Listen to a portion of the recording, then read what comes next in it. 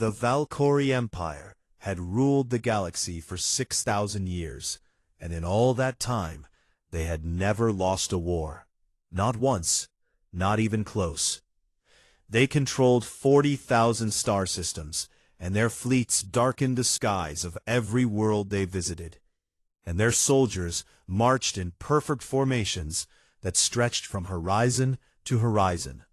And when the Valkyrie came to your world, you had two choices. You surrendered, or you ceased to exist. Their military doctrine was a thing of ancient beauty, refined over centuries by the greatest tactical minds the galaxy had ever produced. And every battle was a mathematical equation, and every campaign was a work of art, and every victory was inevitable, because the Valkyrie did not fight wars, they simply solved them. So when the Empire turned its gaze toward a small and unremarkable star system on the outer arm of the galaxy, a system the locals called Sol, nobody in the Imperial Senate expected any trouble at all. Humanity had only recently crawled out into the stars, and they had a handful of colonies on a handful of rocks, and their ships were crude, and their weapons were primitive. And the Valkyrie ambassador, who delivered the formal declaration of integration to Earth's United Defense Council, actually felt a little embarrassed about the whole thing, because it was like sending a hurricane to blow out a candle. The declaration was simple: submit to imperial authority, surrender all military assets, accept Valkyrie governance, and your species will be permitted to continue existing under our protection.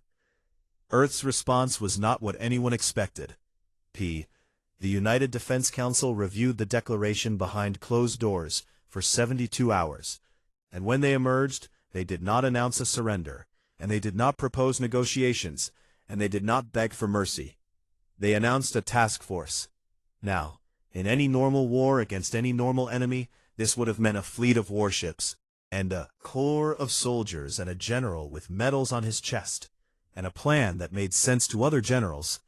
But Earth did not do any of those things. Instead, the Council selected 5 officers and gave them a single cargo freighter, and told them to go handle the situation. The 5 officers were not chosen because they were the best soldiers Earth had ever produced, although some of them were, and they were not chosen because they were the bravest, or the most decorated, or the most experienced. They were chosen because they were the most dangerous people the human race had ever put in uniform, and because every single one of them had a service record that made their own commanders nervous. The first was Colonel Marin Voss, and everyone who knew her called her Dog Catcher, though never to her face, unless they wanted to see that grin of hers, which was the kind of grin that made people check where the exits were. She was a small woman, wiry and fast, with short dark hair and eyes that never stopped moving, and she had put down 3 separate insurrections on Earth's asteroid colonies, using methods so brutal and so creative that her own general staff had tried to court-martial her twice. And both times, the evidence had mysteriously vanished from every database on the planet, and Voss had just smiled that smile of hers and gone right back to work. The second was Commander Rhett Solano, who had spent 15 years in naval intelligence, and who spoke so softly that people leaned in to hear him, which was exactly what he wanted, because Solano was the kind of man who collected secrets the way other people collected stamps. He had once ended a hostage crisis aboard a space station by launching the hostages in escape pods directly at the enemy ship, and the hostages had survived, and the enemy had not. And when the review board asked him to explain his reasoning, he had said they weren't expecting it, and smiled, and the review board had ended the session early, because several members needed to go sit down. The third was Major Konstantin Zhurova, who everyone called Kostya, and who was the finest liar the human race had ever produced. And that was saying something, because humans had been lying to each other since they had learned to talk. Kostya had once held a domed city on Saturn's moon Titan for 11 months with 200 soldiers against 15,000 enemy fighters. And he had done it, not by fighting, but by convincing the attacking force through a combination of fake radio chatter and holographic projections and pure unshakable confidence that they were actually the ones who were surrounded. And the attackers had believed him for almost a year, which said less about their intelligence and more about Kostia's terrifying gift for deception. The fourth was Lieutenant Ava Osei, who was 26 years old and who had the kind of face that made people think she was harmless, which was the most dangerous thing about her. Because Ava Osei was a cyber warfare prodigy who could take apart a computer network the way a surgeon takes apart a body, carefully and with full knowledge of exactly where it would hurt the most. She had once crashed the entire economy of a Martian province during a training exercise, and Earth's military had let her keep her commission because they were genuinely more afraid of what she would do as a civilian with free time than as a soldier under orders. The fifth and final member was Sergeant Major Declan Firth, who was not an officer at all, but an enlisted man, and proud of it, and who stood 6 feet 4 inches tall, and was built like a wall that someone had taught to walk. Firth had been technically dead twice, once on a battlefield on Europa, and once in a bar fight in Dublin. And he had come back both times meaner and calmer, and more certain that the universe owed him a few more years, and he was going to collect. He wrote poetry in his spare time, mostly about violence, and he served as the group's moral compass, which, if you thought about it for even a moment, told you everything you needed to know about the group. The day the task force departed Earth, a reporter asked the Defense Council spokesperson what the strategy was, and the spokesperson, a tired woman with gray hair and the look of someone who had seen too many classified files, paused for a long time before answering. "We are sending our most creative problem solvers," she said. Across the galaxy, at the Valkyrie Forward Command Base, a team of Imperial intelligence analysts translated the phrase and entered it into their tactical database, and moved on, because it did not seem important.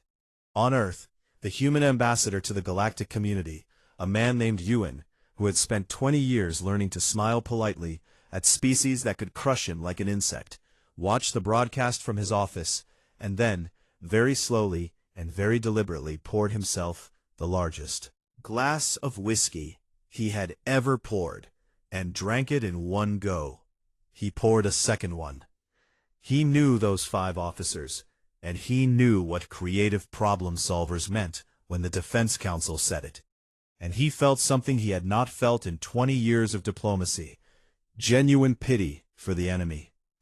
Somewhere out in the black, a battered cargo freighter, carrying 5 humans and absolutely no weapons that the Valkyrie would recognize as weapons, jumped to hyperspace, and Colonel Voss sat in the captain's chair with her boots on the console, and that grin on her face, and said to no one in particular, "This is going to be fun."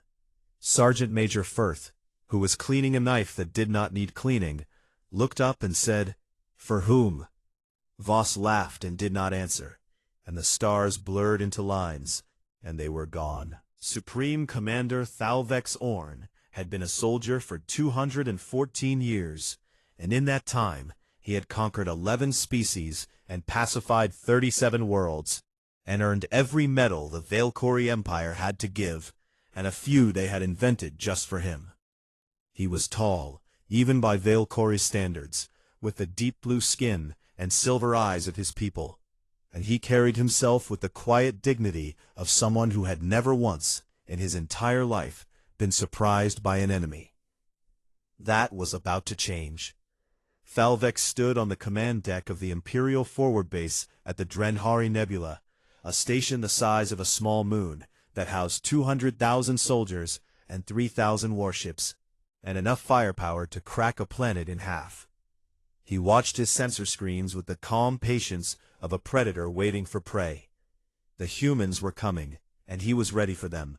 He had studied their species as thoroughly as he studied every enemy, their history, and their wars, and their strange, violent culture that seemed to produce conflict the way a star produces light, endlessly and in every direction. And he had concluded that they were brave but primitive, and passionate but undisciplined, and dangerous in the way that a cornered animal is dangerous, which is to say, temporarily, and not in any way that superior tactics could not overcome. He expected a fleet. He expected threats and posturing and perhaps a desperate first strike. What he got was a single cargo freighter broadcasting music on every frequency. The music was fast and silly, a chaotic tumble of horns and percussion that the ship's computer identified as a human composition called yakety sax, and it filled every communication channel on the station, and for approximately 90 seconds, every single Valkyrie officer and soldier and technician on the Drenhari base stopped what they were doing and just stared at their screens. Them and a small human woman with dark hair and a grin that showed too many teeth appeared on the main viewer and said, "Hey there, name's Voss, we're the task force. Sorry about the noise. Long trip and we got a little bored. You folks got any snacks? 'Cause I could really go for something crunchy right now." Thalvex blinked twice, which for a Valkyrie was the equivalent of screaming. He granted the humans permission to dock, because Imperial protocol demanded that formal combatants be given the courtesy of a strategic summit before hostilities began. And the Valkyrie had followed this protocol for 3,000 years, and Thalvex was not about to break tradition just because the enemy had arrived in a cargo ship playing clown music. The summit was held in the station's Grand Council chamber, a vast room of polished black stone and floating light orbs that had been designed to intimidate visiting species into submission, and the 5 humans walked in and looked around. Sergeant Major Firth said, "Bit dark, innit?" And Lieutenant Osei said, "Reminds me of my college dorm." And Colonel Voss sat down in the Supreme Commander's own chair before anyone could stop her. Thalvex decided to assert control and began his prepared address, a formal declaration of Valkyrie military superiority, backed by 6,000 years of unbroken victory. And he was approximately 40 seconds into it, when Commander Solano interrupted him. "Sorry, quick question," Solano said in that soft voice of his, leaning forward with genuine warmth in his eyes. "Do you have kids?" Thalvex stopped. What? Kids, family, you know, little ones running around, that sort of thing, because I noticed the picture on your command console, and I thought that might be a family portrait. And if so, your wife is lovely. Is that the right word, wife? Or do you use a different term?"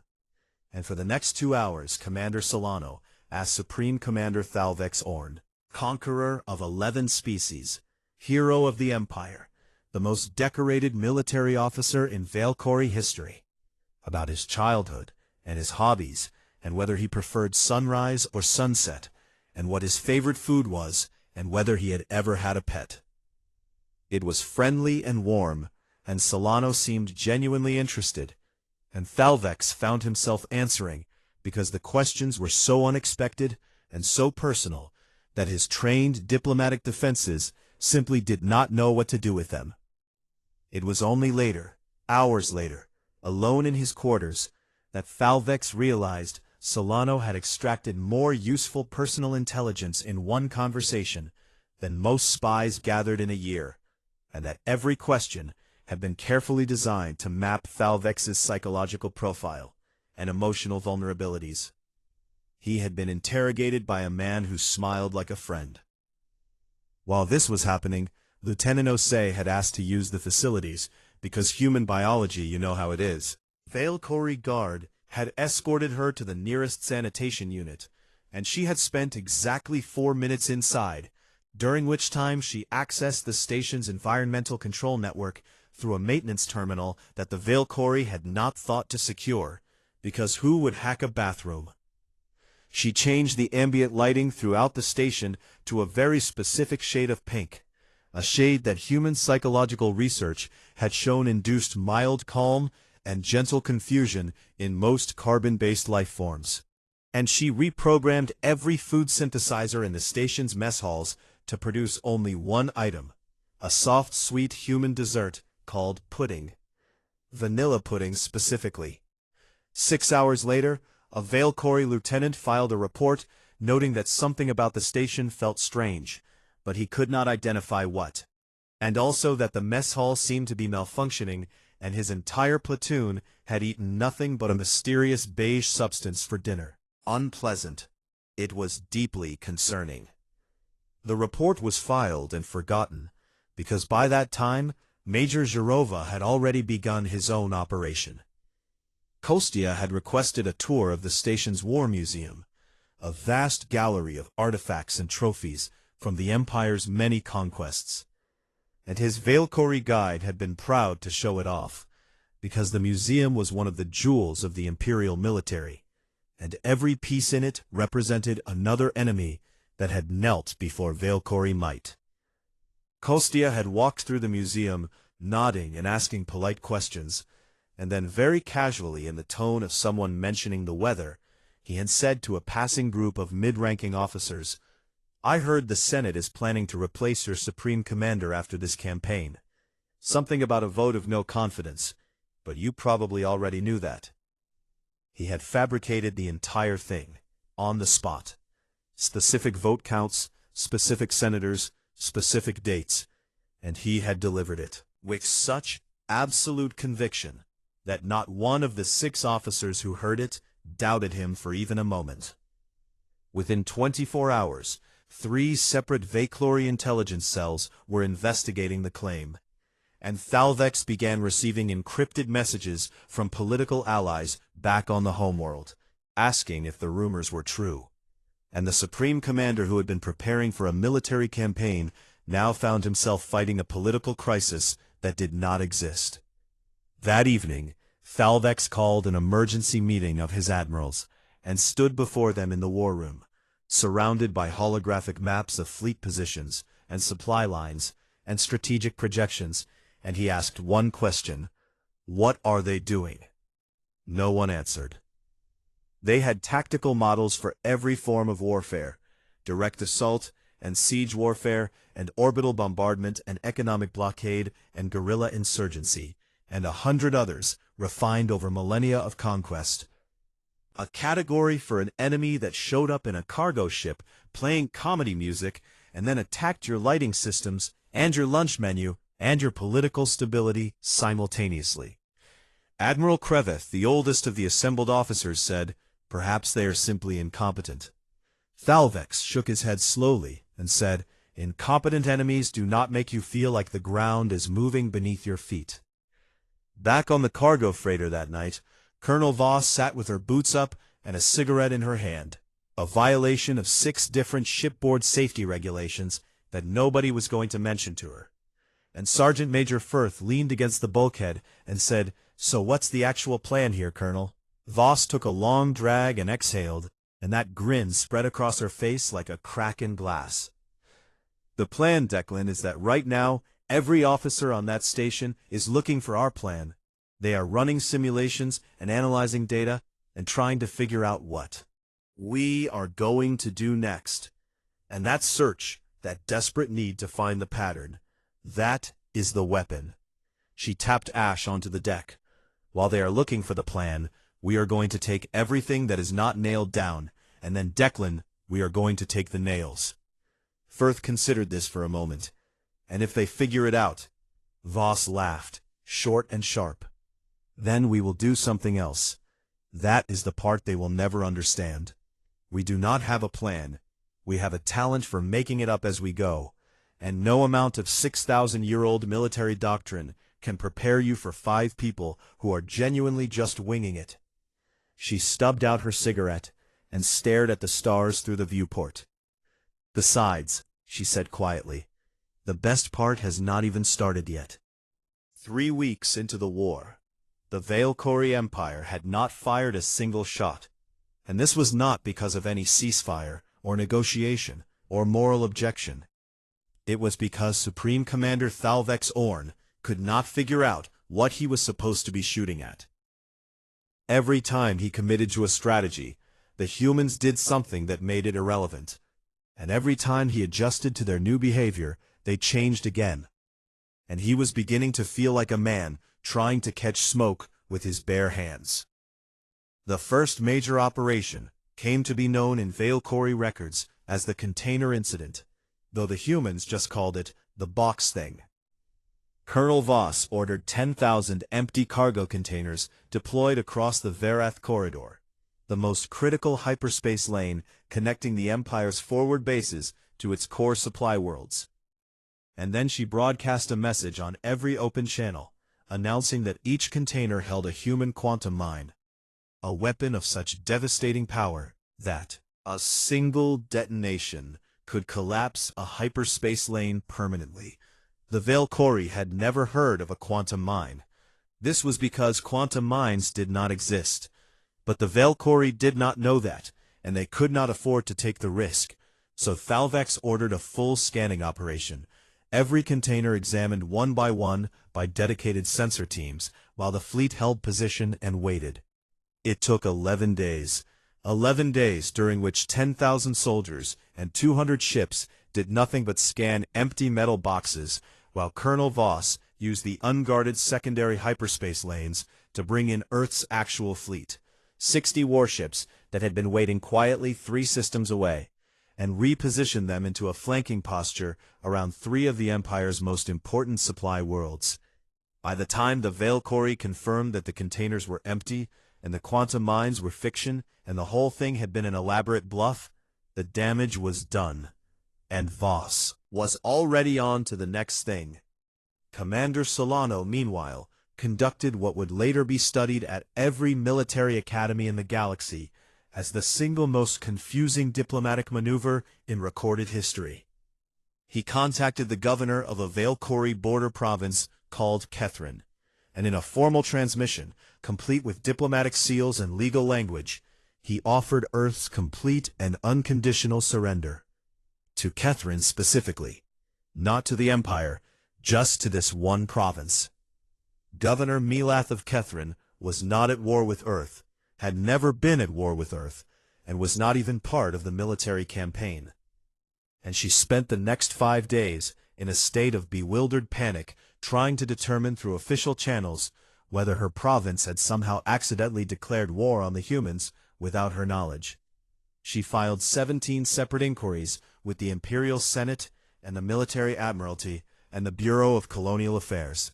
Inquiry generated a chain of responses and counter-inquiries, and bureaucratic confusion that rippled through the imperial government like a stone dropped in still water. While every relevant official was busy trying to figure out whether Kethrin was at war with Earth, a team of human intelligence operatives quietly extracted 12 deep-cover agents from Valkyrie territory, agents that the Empire did not even know existed, using the chaos as cover. Solano never explained himself, and Governor Melath never fully recovered, and to this day, historians argue about whether the whole thing was a brilliant strategic distraction or whether Solano just thought it was funny, and the honest answer was probably both. Major Zhirova's contribution was his masterpiece, using a network of signal repeaters and holographic projectors that Lieutenant Ose had helped him build from salvage parts and stolen Valkyrie components. Kostya created the sensor signature of a 500 ship human armada advancing on the Valkyrie homeworld. 500 ships that did not exist, crewed by soldiers who were not real, flying in formations that Kostya had copied from a human video game, because he thought the patterns looked convincing. The Valkyrie Deep Space Sensor Network detected the armada and classified it as an extinction-level threat. And within hours, the Imperial Senate ordered a full third of the forward fleet, over 1,000 warships, recalled to defend the homeworld. Those ships left the front lines and spent 2 weeks traveling at maximum speed to intercept a ghost. And when they arrived at the homeworld and found nothing there, they had to spend another 2 weeks traveling back. And in the meantime, the gaps they left in the battle lines were enormous. And Earth's 60 real ships moved through them like water through a broken dam. But it was Lieutenant Ose who did the most damage, and she did it so quietly that the Valkyrie did not even realize. It had happened until long after it mattered. She had infiltrated the Empire's military communication network during her first hack on the station.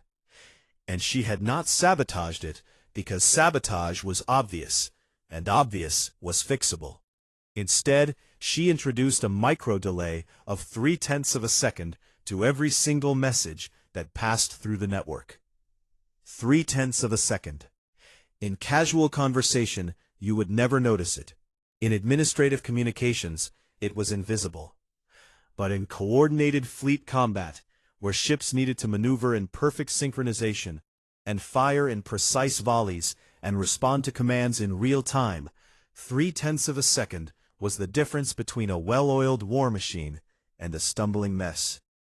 She also discovered that Valkyrie officers had personal communication terminals, and she subscribed every single one of them, all 14,000, to a human marketing database that began flooding them with advertisements for products that did not exist for a species that was not human. Valkyrie captains and admirals and logistics officers began receiving dozens of messages per day, offering them discount prices on human toothbrushes and vacation packages to places called Hawaii, and a product called a ShamWow that apparently absorbed liquids. And the messages could not be blocked because OSE had embedded them so deeply in the communication protocols that removing them would have required shutting down the entire network. It was not militarily significant in any traditional sense, but it was maddening, and that was the point. The cumulative effect of 3 weeks of this was something the Valkyrie had never experienced before. Their psychologists began documenting a new phenomenon among the officer corps, a condition they named Velkthon, which roughly translated to the unraveling of expected reality. Officers reported difficulty sleeping and a persistent low-level anxiety, and a feeling that the universe had become fundamentally unpredictable in a way that it had never been before, and the psychologists noted with alarm that the condition was spreading not through any biological mechanism, but through conversation. Officers who talked to other anxious officers became anxious themselves, and the fear fed on itself and grew. Morale across the Valkyrie Forward Command did not collapse because of defeat. They had not been defeated in any traditional sense.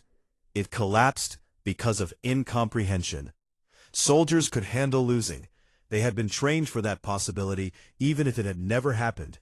But they could not handle not understanding what was happening to them, and the not knowing was worse than any weapon. In his private quarters late at night, Supreme Commander Thalvex Orn sat alone and read the service records of the 5 humans that his intelligence network had managed to obtain. He read about Voss and her insurrections and her vanishing. He read about Solano and the hostages he had launched at the enemy. He read about Jarova and his impossible siege on Titan, where 200 soldiers held off 15,000 through nothing but lies. He read about OSE and the economy she had crashed during a training exercise. He read about Firth, who had died twice and come back both times. He set down the datapad and sat in the dark for a very long time. Then he called his adjutant into the room and said in a voice that was very quiet and very tired, "We prepared for soldiers. We built our strategy around the assumption that Earth would send us warriors and generals and tacticians who thought the way warriors and generals and tacticians think." He paused. "They did not send us soldiers. They sent us their madmen, their rule breakers, their impossible people. And the madmen are winning because we do not have a doctrine for madness." Thalvex did not answer for a long time.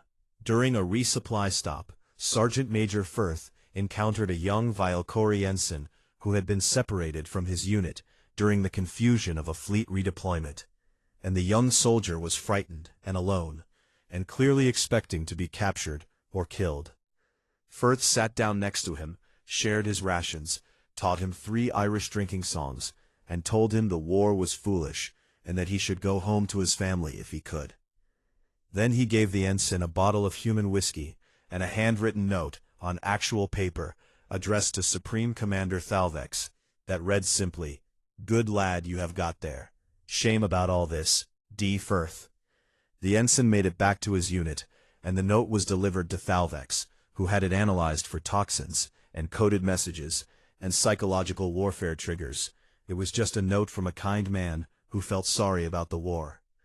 Thalvex kept it on his desk, asked why he could not explain the reason, even to himself. 2 months into the war, and the numbers told a story that should have been impossible. The Valkyrie Empire had committed 12,000 warships and 500,000 soldiers and the full resources of the largest intelligence apparatus in the galaxy. A machine of war that had crushed every civilization it had ever faced. Earth had committed 5 officers and a cargo freighter, and later a modest support fleet of 60 ships. The Empire was losing, not in the way that empires usually lose, not through great battles or shattered fleets or conquered territory. The Valkyrie were losing from the inside out, like a tree that looks strong and tall, but whose roots have been quietly rotting beneath the surface. It started with politics. Major Zhurova's fabricated rumors about the Senate moving against Supreme Commander Thalvex had been planted as a simple distraction 3 weeks earlier. But lies have a life of their own, especially in a political system, where everyone is already suspicious of everyone else. Real political factions within the Valkyrie Senate. Factions that had nothing to do with the humans, and everything to do with centuries of accumulated grudges and ambitions, sensed an opportunity in the confusion, and began maneuvering against Thalvex in earnest. Senator Kalveth, who had wanted the Supreme Commander position for decades, began making speeches about military incompetence and the failure of traditional doctrine. And she did not need to fabricate anything, because the facts were embarrassing enough. The greatest military force in galactic history was being made to look foolish by 5 humans in a cargo ship. Thalvex now fought on 2 fronts, one against an enemy that refused to behave like an enemy, and one against his own government that was beginning to wonder if he was the real problem. Then the officer corps began to crack. Mid-ranking Valkyrie officers, the captains and commanders and colonels who actually ran the day-to-day operations of the fleet, started requesting transfers away from the front lines, in numbers that the Admiralty had never seen before. These were not cowards. They were decorated professionals who had served with distinction for decades, but they could not fight an enemy they could not understand. And the psychological toll of weeks of confusion and sleeplessness, and the persistent creeping feeling that reality itself had become unreliable, was breaking them. 7 ship captains filed formal complaints with the Imperial Military Court, arguing that the war did not conform to established military doctrine, and was therefore illegal under the Imperial Code of Combat. A legal argument so strange and so desperate that the court spent 2 weeks trying to figure out whether it had any merit, before ruling that, no, you cannot declare a war illegal just because the enemy is weird. But by then, the damage was done, because the filing itself became a news story, and the Valkyrie public began paying attention to the war for the first time. And that was where Lieutenant Osei's longest game finally paid off. Weeks earlier, during what everyone had assumed was just another hacking operation, Osei had seeded Valkyrie civilian communication networks with translated human entertainment. Not propaganda and not military content, but comedies. Situation comedies and sketch shows and stand-up performances and animated programs, and the kind of absurd chaotic humor that humans had been producing for centuries, and that no other species in the galaxy had ever quite understood. The Valkyrie public discovered human comedy, and they loved it. Within weeks, millions of citizens across the Empire were watching human sitcoms and sharing clips and quoting punchlines. And a cultural phenomenon was born that no military strategist on either side had predicted. Opinion polls conducted by Imperial media showed a startling trend. The Valkyrie public did not hate humanity. They were fascinated by them, these strange small creatures who laughed at everything, including themselves, and who made art out of absurdity, and who seemed to find joy in the most chaotic situations. Protest movements appeared on a dozen Valkyrie worlds. Not violent protests, but confused ones. Citizens marching with signs that read, "Why are we fighting the funny species?" and "Have you seen their shows about nothing?" and "I want to try this thing called pizza." The Imperial Senate was horrified, because you cannot maintain a war of conquest against a species that your own citizens think is entertaining. All of this, the political fractures and the officer corps breakdown and the civilian fascination, was exactly what Colonel Voss had been building toward since the first day. Every act of confusion had served a purpose, and every bluff had been a brick in a wall, and every hacked system and planted rumor, diplomatic maneuver, had been aimed at one target that was not military at all. She had not been fighting the Valkyrie fleet. She had been fighting the Valkyrie system, their faith in order and hierarchy and predictability, the deep cultural certainty that the universe made sense and that the Empire's way of understanding it was the correct way. And she had broken it. Not with weapons, but with chaos. Not with force, but with the simple, devastating demonstration that there existed a species that did not follow the rules and could not be predicted, and would not stay inside the neat categories that the Valkyrie had built for understanding their enemies. When the Valkyrie finally attempted a coordinated offensive, a massive three-pronged assault designed to overwhelm Earth's 60-ship fleet with sheer numbers, everything fell apart. Osei's communication delays meant that fleet coordination was just slightly off, just enough that ships arrived at their attack positions seconds apart instead of simultaneously, and firing solutions were just barely wrong, and course corrections came just a hair too late. Kostya's phantom fleet signatures appeared on sensors at critical moments, forcing squadron commanders to split their attention between real threats and ghost ships that vanished when you looked at them directly. And Solano's months of quiet work, the personal connections he had built with dozens of Valkyrie officers during what they thought were casual conversations, bore fruit as confusion spread through the command structure.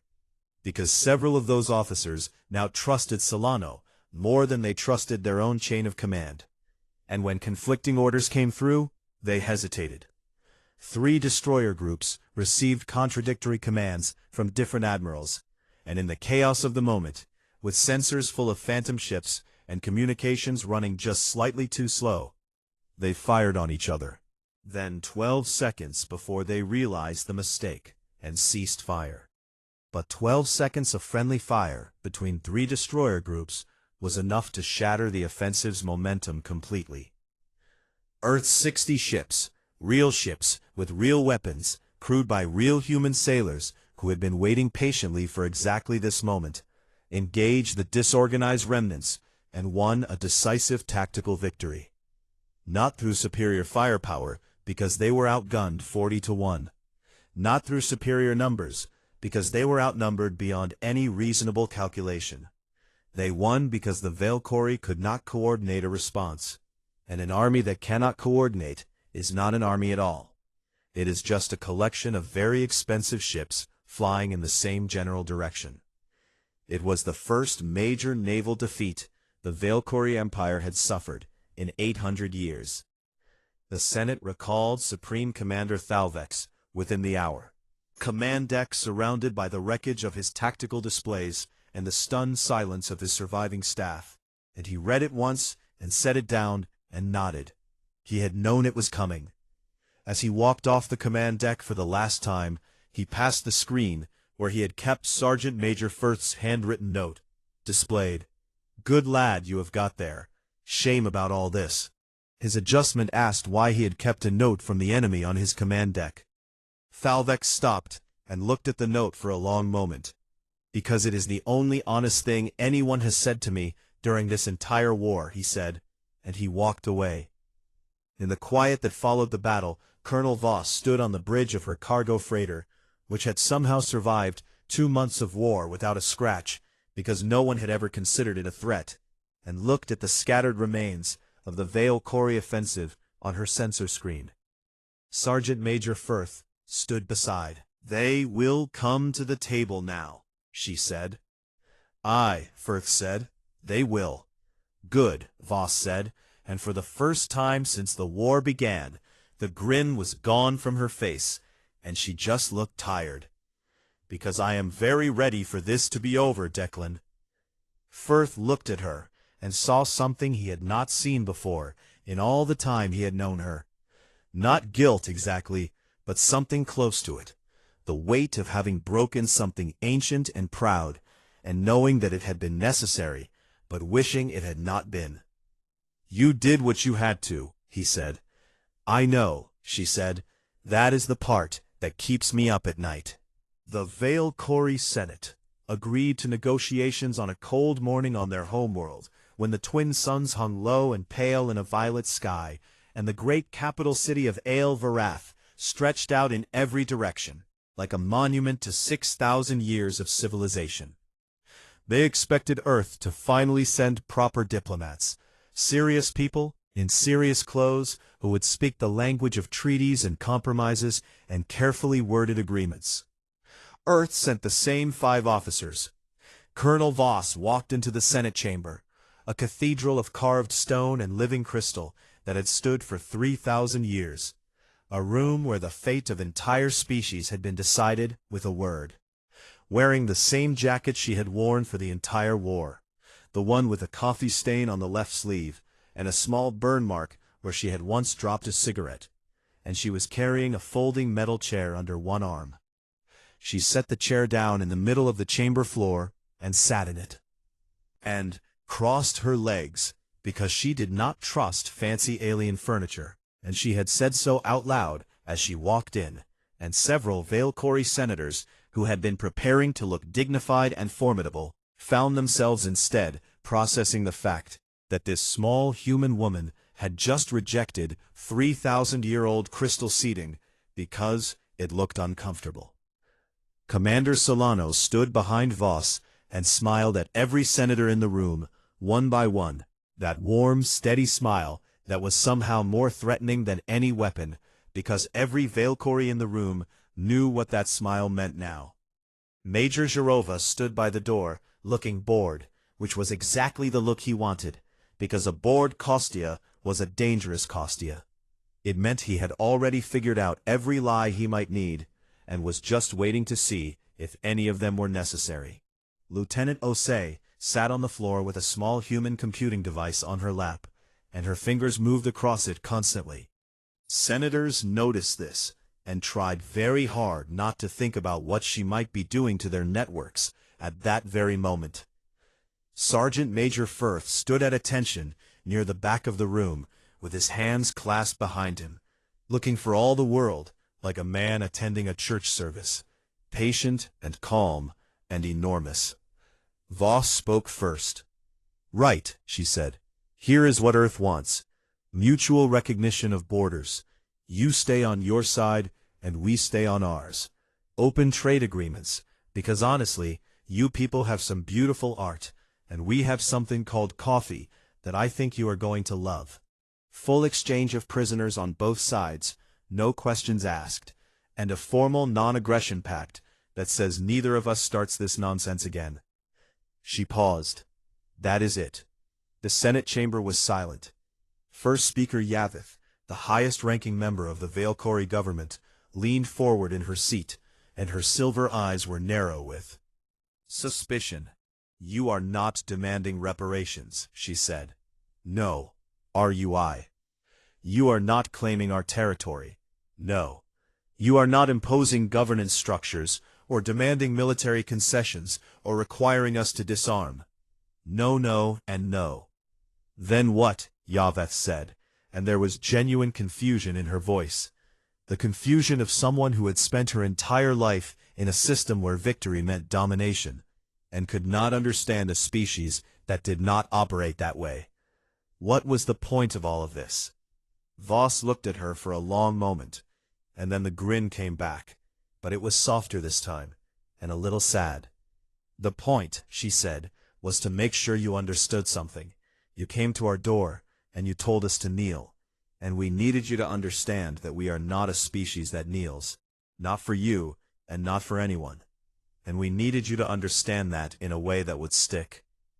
Commander Solano stepped forward, and a senator from them, back row. A tall, thin Valkyrie named Dreth, who had been a military theorist before entering politics, asked him the question that everyone in the room was thinking. Why are your terms so moderate?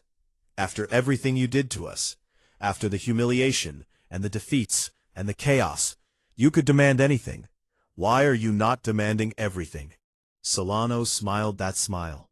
Because we do not want your empire, he said in that soft voice. We never did. We just needed you to understand that you do not want a war with us. He paused, and the smile did not change, but something behind his eyes did. Something cold and honest. The next time Earth will not send 5 people, and the 5 they send will not be as nice as us. The room was very quiet for a very long time. The treaty was signed before sunset. In the days that followed, as the task force prepared to leave the Valkyrie homeworld, a young imperial historian named Salith Orn, no relation to, began writing down the events for the archives. The former supreme commander, despite sharing his family name, began researching the war for the imperial archives. She was thorough and meticulous, and she dug through every record and report and communication log she could find, because the war had been so strange and so unprecedented that the archives needed a complete account. And buried in a classified file from Earth's United Defense Council, a file that had been included in a diplomatic data exchange almost certainly by accident, she found the assessment written by the military psychologist who had recommended the 5 officers for the task force. The psychologist's name was Dr. Lena Ashworth, and her evaluation read as follows. These 5 individuals represent humanity's most dangerous tactical minds. They are not insane. That is a common misconception. They simply do not recognize the boundary between impossible and has not been tried yet. Every civilization that wages war develops rules, codes of conduct, and the officers here defy them all. Conduct. Doctrines that define what is acceptable and what is unthinkable. These 5 break rules not out of ignorance, but out of a fundamental belief that rules are just suggestions written by people who lacked imagination. I recommend them without reservation. I also recommend we never tell them I said that. Salith read the assessment 3 times, and then sat back in her chair and felt something shift inside her understanding of the universe. It was not that humans were crazy. It was that they had never accepted the idea that the universe had limits, and that refusal, that stubborn, insane, beautiful refusal to believe that anything was truly impossible, was the most terrifying weapon any species had ever developed. News of the Valkyrie Empire's defeat at the hands of 5 humans spread across the galaxy like wildfire through dry grass. Species that had lived under imperial threat for centuries reached out to Earth. Some wanted alliances, and some wanted trade. And some wanted cultural exchanges, because they too had seen the sitcoms and wanted to understand this bizarre species that made art out of chaos. And a few, a quiet, nervous few who had been considering their own wars of expansion, looked at what 5 humans had done to the greatest military power in galactic history, and quietly and very wisely decided to cancel those plans. Ambassador Ewan, who had poured himself that large whiskey on the day the task force departed, received a message from Colonel Voss that read simply, "You can stop worrying now. Drinks on me when I get back."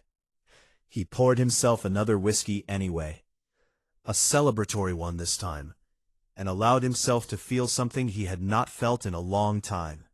Pride, not in the victory, but in the species that had produced 5 impossible people, and trusted them to save everyone.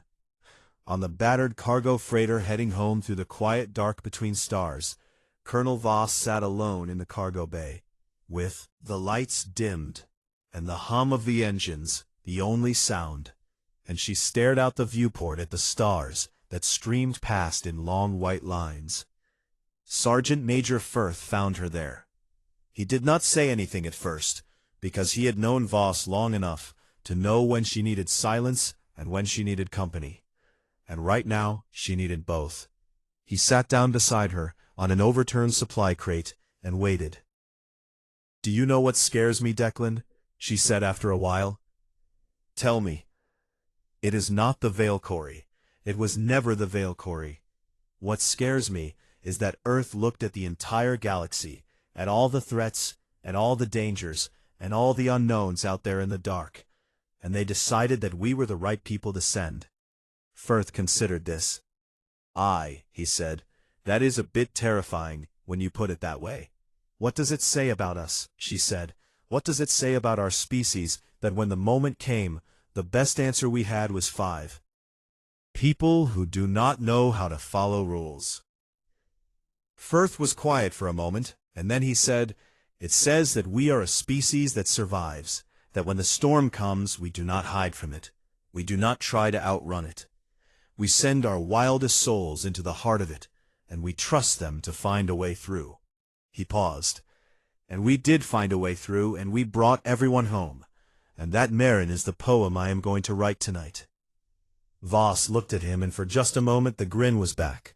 Not the dangerous one, and not the calculating one, but the real one, the one that almost nobody ever got to see. "You are a good man, Declan Firth," she said. "Aye," he said, "and you are a terrible woman, and between the two of us we saved the bloody world." She laughed, and it echoed through the empty cargo bay, and somewhere else on the ship, Solano heard it and smiled, and Osei heard it and looked up from her screen, and Kostya heard it and raised a glass of stolen Valkyrie wine to the ceiling. The freighter jumped to hyperspace, and the stars blurred, and behind them an empire that had never known defeat tried to rebuild itself.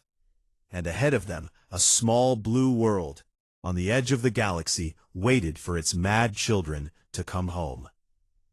And across the galaxy in archives, and war colleges, and intelligence agencies, and the quiet rooms where the powerful made their decisions, a new entry was added to the diplomatic files of 1,000 species. Humanity, classification revised, do not engage. And underneath that, in a note that some anonymous analyst had added, in what could only be described as a tone of profound respect,